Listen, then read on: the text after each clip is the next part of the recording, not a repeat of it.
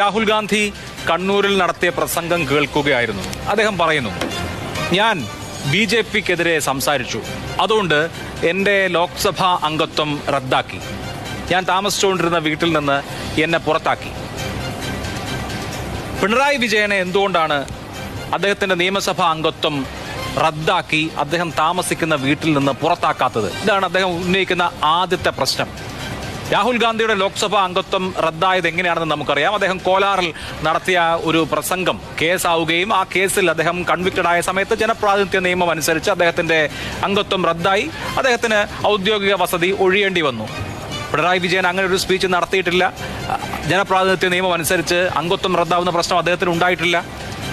അദ്ദേഹത്തിന് മാത്രമല്ല, അശോക് ഗെഹ്ലോട്ട് രാജസ്ഥാനിലെ കോൺഗ്രസ് മുഖ്യമന്ത്രിയായിരുന്നു, ഭൂപേഷ് ബാഗൽ ഛത്തീസ്ഗഡിലെ കോൺഗ്രസ് മുഖ്യമന്ത്രിയായിരുന്നു, സിദ്ധരാമയ്യ ഇപ്പോൾ കർണാടകയിലെ കോൺഗ്രസ് മുഖ്യമന്ത്രിയാണ്. ഇവർക്കാർക്കും സംഭവിച്ചിട്ടില്ല. ഇന്ത്യയിലെ ഒരു മുഖ്യമന്ത്രിക്കും അങ്ങനെ അംഗത്വം റദ്ദാക്കുകയോ ഔദ്യോഗിക വസതി ഒഴിയുകയോ ചെയ്യേണ്ട സാഹചര്യം നേരിട്ടിട്ടില്ല. അപ്പോൾ ഞാൻ BJPയെ എതിർത്തു, അതുകൊണ്ട് എൻ്റെ അംഗത്വം പോയി. പിണറായി വിജയന്റെ അംഗത്വം പോവാത്തത് അദ്ദേഹം BJPയെ വിമർശിക്കാത്തത് കൊണ്ടാണ് എന്നൊക്കെ ഒരു പൊതുയോഗത്തിൽ പ്രസംഗിക്കുക എന്ന് പറയുന്നത് എത്ര ബാലിശമാണ്. എന്തുകൊണ്ടാണ് രാഹുൽ ഗാന്ധി ഇങ്ങനെ ചൈൽഡിഷായി സംസാരിക്കുന്നത്?